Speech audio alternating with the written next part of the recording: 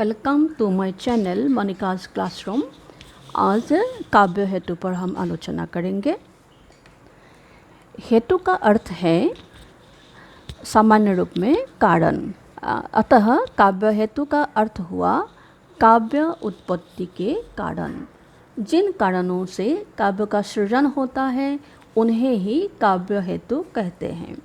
बाबू गुलाब राय के अनुसार हेतु का अभिप्राय उन कारणों से हैं जो कवि की काव्य रचना में सहायक होते हैं। काव्य हेतु पर आलोचना करने वाले प्रमुख आचार्य हैं दंडी, वामन, रुद्रट, कुंतक तथा मम्मट। अब भारतीय आचार्यों के द्वारा प्रस्तुत काव्य हेतु पर हम अब आलोचना करेंगे। आचार्य भामा ने अपनी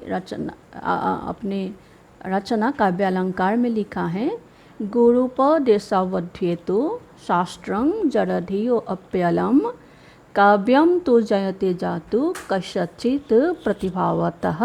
अर्थात गुरु के उपदेश से जड़ बुद्धि भी शास्त्र अध्ययन करने में समर्थ हो सकता है, किंतु काव्य तो किसी प्रतिभाशाली द्वारा ही रचा जा सकता है।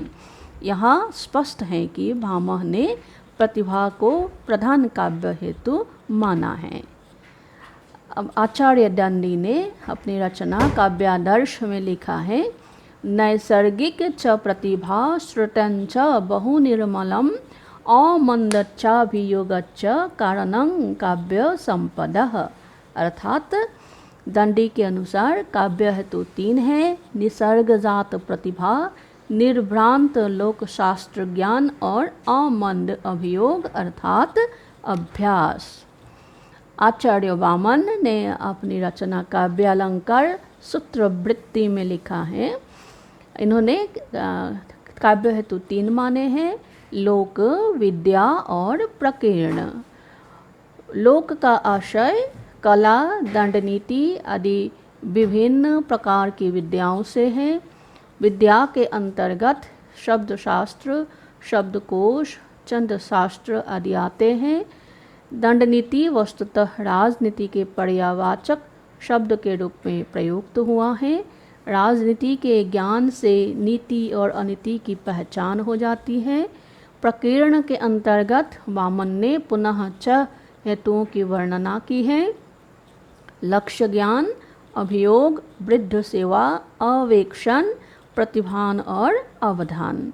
यहाँ लक्ष्य ज्ञान का अर्थ है अन्य, काव्यानुशीलन, अवेक्षण अर्थात उपयुक्त शब्दों के चयन, प्रतिभान अर्थात कवि प्रतिभा और अवधान अर्थात चित्त की एकाग्रता से है।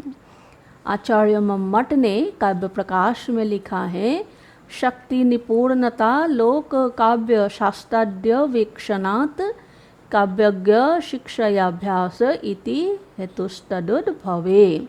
अर्थात मम्मट के अनुसार शक्ति, लोक, काव्य, काव्यशास्त्र आदि के अवेक्षण से प्राप्त निपुणता तथा काव्य मर्मज्ञों से प्राप्त शिक्षा के माध्यम से किए जाने वाला अभ्यास, इन तीनों के समन्वित रूप को काव्य हेतु कहते हैं। अब स्पष्ट होता है कि विद्वानों ने किसी न किसी रूप में 3 काव्य हेतु माने हैं, प्रतिभा, व्युत्पत्ति और अभ्यास। यहाँ आकर हम इस प्रस्तुति को समाप्त करते हैं। अगला वीडियो में हम प्रतिभा, व्युत्पत्ति और अभ्यास के बारे में आलोचना करेंगे। अगला वीडियो अवश्य देखें। धन्यवाद।